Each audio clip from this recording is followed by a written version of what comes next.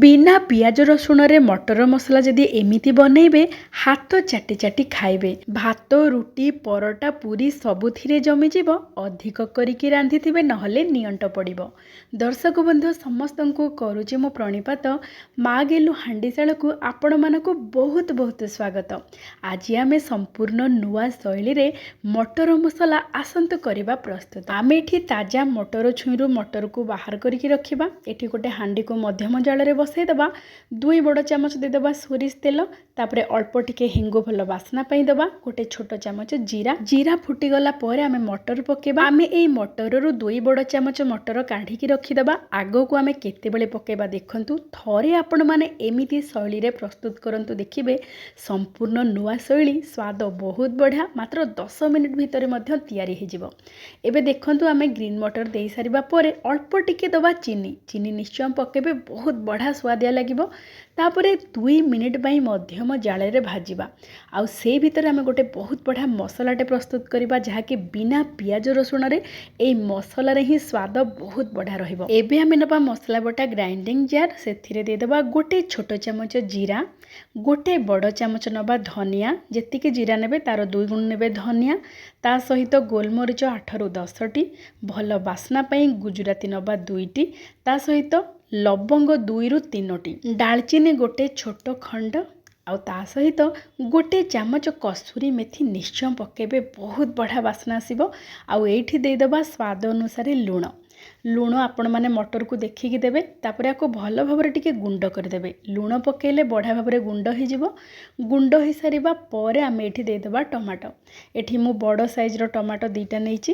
ତା ସହିତ ଏଠି ଦେଇଦେବା 3ରୁ 4 ବଡ଼ ଚାମଚ ଦହିଟା ଖଟା ଦହି ବିଲକୁଲ ନେବେନି, ତାଜା ଦହି ନେବେ। ଆଉ ଏଇଠି ଆମେ ଯେଉଁ 2 ଚାମଚ ଗ୍ରୀନ୍ ମଟର ରଖିଥିଲେ କାଢ଼ିକି, ଏଇଠି ମଟରକୁ ଦେଇକି ବାଟିବା। ତା ସହିତ ଅଧା ଇଞ୍ଚର ଖଣ୍ଡେ ଅଦା। ଏଇସବୁକୁ ଚିକ୍କଣ କରିକି ଆମେ ବାଟିଦେବା। ବିଲକୁଲ ପାଣି ଦେବେନି, ଯେହେତୁ ଆମେ ଟମାଟୋ ପକାଇଛେ ବହୁତ ବଢ଼ିଆ ହେଇକି ବାଟି ହେଇଯିବ। ପାଣି ଦେଲେ ଅଧିକ ସମୟ ଲାଗିବ କଷି ହେବା ପାଇଁ। ତେଣୁ ବିନା ପାଣିରେ ଦେଖନ୍ତୁ ଆମେ ବାଟି ଦେଇଛେ ମସଲାକୁ। ମୋର ମନେ ନଥିଲା, ଆପଣମାନେ କିଛି ଧନିଆ ପତ୍ରର ଡାଙ୍ଗ ନିଶ୍ଚୟ ପକାଇକି ବାଟିବେ। ତେଣୁ ମୁଁ ଆଉ ଥରେ ବାଟି ଦେଉଛି ଧନିଆ ପତ୍ରର ଡାଙ୍ଗ ପକାଇକି।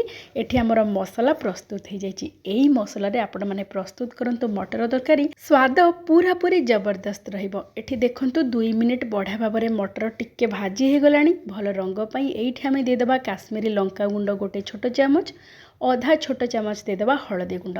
ଲଙ୍କାଗୁଣ୍ଡ ହଳଦୀ ଗୁଣ୍ଡ ଦେଇକି ଆଉ ଟିକେ ଖାଲି ମିଶାଇଦେବା। ଏମିତି ମିଶାଇ ଦେଲେ ଦେଖନ୍ତୁ କେତେ ସୁନ୍ଦର ରଙ୍ଗ ଆସିଗଲାଣି।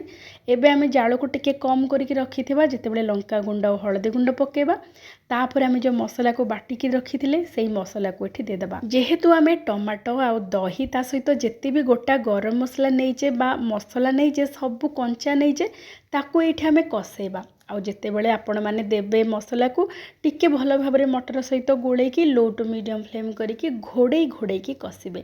କିଛି ସମୟ ପରେ ଦେଖିବେ ଟିକେ ତେଲ ଧୀରେ ଧୀରେ ବାହାରିବାକୁ ଲାଗିବ ଚାରିଆଡ଼ୁ। ତାହେଲେ ଜାଣିବେ ବଢ଼ିଆ ଭାବରେ ମସଲା ଆମର କଷି ହୋଇଯାଇଛି। ତାପରେ ଏଠି ଦେଇଦେବା ଗରମ ପାଣି ଆପଣମାନେ ଗରମ ଦେବେ, ବହୁତ ବଢ଼ିଆ ହେଇକି ପ୍ରସ୍ତୁତ ହେବ। ଗରମ ପାଣି ଆମେ ବେଶୀ ବି ଦେବାନି କି ବେଶୀ ବି ଝୋଳ ରଖିବାନି। ଏଥିରେ ଲଟପଟ କରିକି ଆମେ ପ୍ରସ୍ତୁତ କରିବା ଏଇ ତାଜା ମଟରର ମସଲା। ଅଳ୍ପ ପାଣି ଦେଇକି ତାପରେ କଞ୍ଚା ଲଙ୍କା 2ଟା କାଟିକି ପକାଇଦେବେ।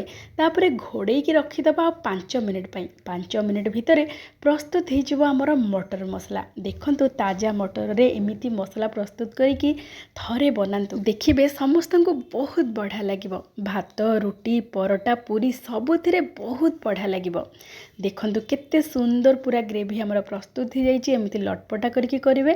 ଆଉ ତା ସହିତ ଯେତେବେଳେ ପୁରାପୁରି ତରକାରୀ ପ୍ରସ୍ତୁତ ହୋଇଯିବ, ଗୋଟେ ଛୋଟ ଚାମଚ ଦେଶୀ ଘିଅ ନିଶ୍ଚୟ ପକାଇବେ, ବହୁତ ବଢ଼ିଆ ବାସ୍ନା ଆସିବ। ସ୍ୱାଦ ବି 2 ଗୁଣ କରିଦେବ। ତା ସହିତ କିଛି କଟା ଧନିଆ ପତ୍ର ଦେଇକି ଗୋଳେଇ ଦେବେ। ଗରମା ଗରମ ପରସି ଦେବେ। ଯେହେତୁ ଆମେ 2 ବଡ଼ ଚାମଚ ମଟରକୁ ମସଲା ସହିତ ବାଟିକି ବ୍ୟବହାର କରିଛେ ଏଇ ତରକାରୀର ଗ୍ରେଭି ଦେଖନ୍ତୁ ପୁରା ଲଟପଟା ହେଇକି ରହିବ, ବିଲକୁଲ ପାଣିଆ ହେବନି। ଏମିତି ଖାଇବାକୁ ବେଶ ସୁଆଦିଆ ଲାଗିବ। ଆପଣମାନେ ବି ଏମିତି ଥରେ ପ୍ରସ୍ତୁତ କରନ୍ତୁ, ଖାଆନ୍ତୁ, ସମସ୍ତଙ୍କୁ ଖୁଆନ୍ତୁ। ଆଜିର ପ୍ରସ୍ତୁତି ଆପଣମାନଙ୍କୁ କେମିତି ଲାଗିଲା ବିନମ୍ରତାର ସହିତ ଅନୁରୋଧ ନିଶ୍ଚୟ ଜଣେଇବେ। ତେବେ ଆଜି ପାଇଁ ଏତିକି। ଜୟ ଜୟ ଜଗନ୍ନାଥ।